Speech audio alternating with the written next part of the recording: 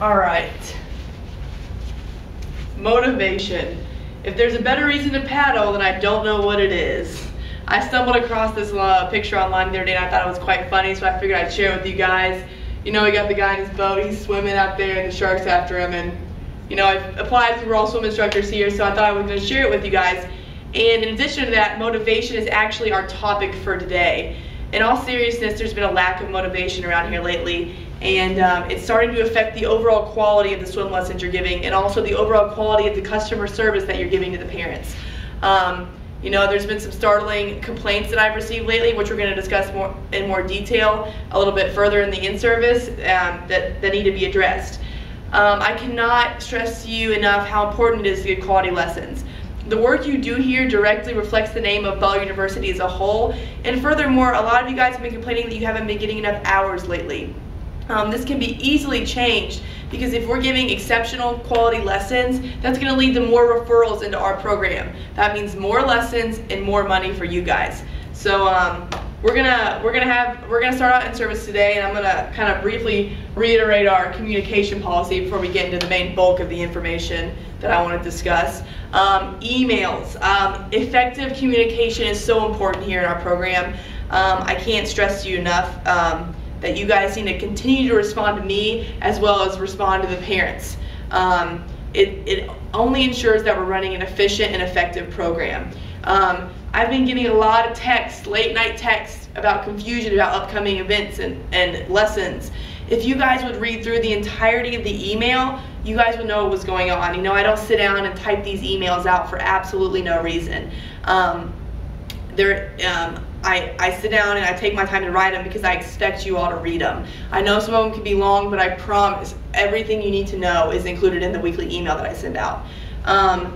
Including new lesson assignments, new available private and semi-private lessons, and just general comments, general things that you need to know about what's going on with the pool. With that being said, if you can take a private or semi-private lesson, please hit reply all.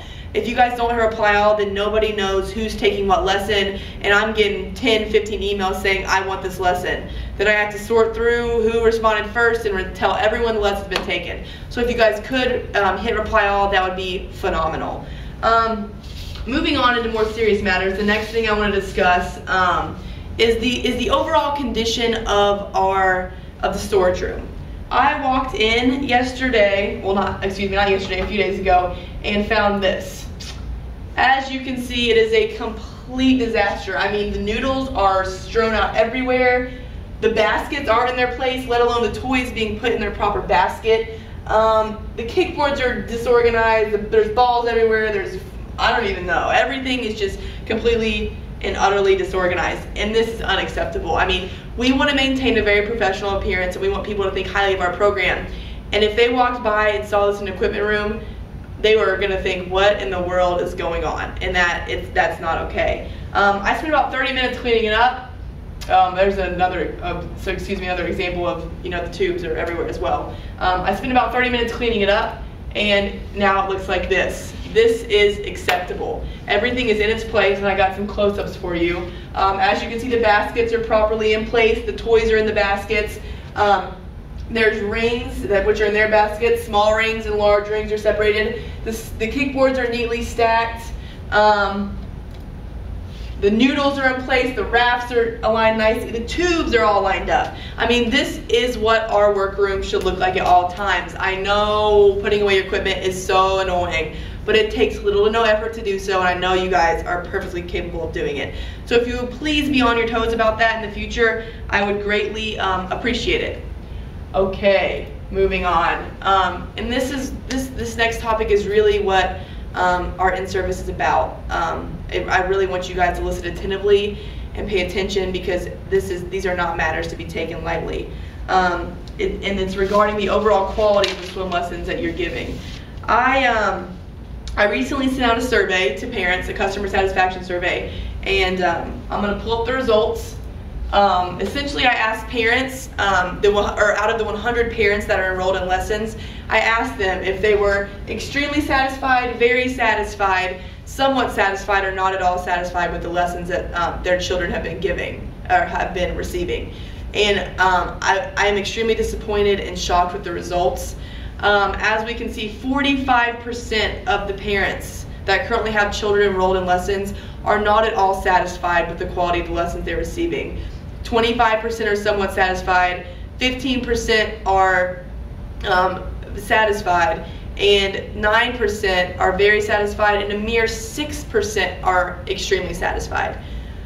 As I stated, I'm extremely disappointed and shocked. I also included on this survey was a comment box, and I asked parents to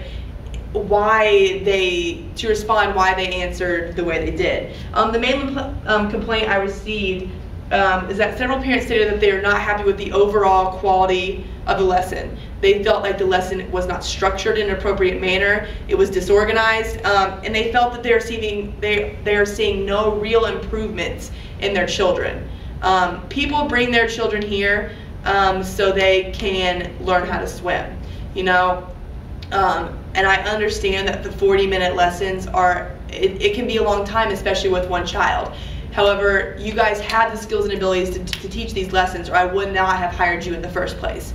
I strongly recommend listing out an agenda for your swim lesson, and it doesn't have to be in depth. It just needs to be like a guideline that's gonna give you an idea of where you're going with the lesson.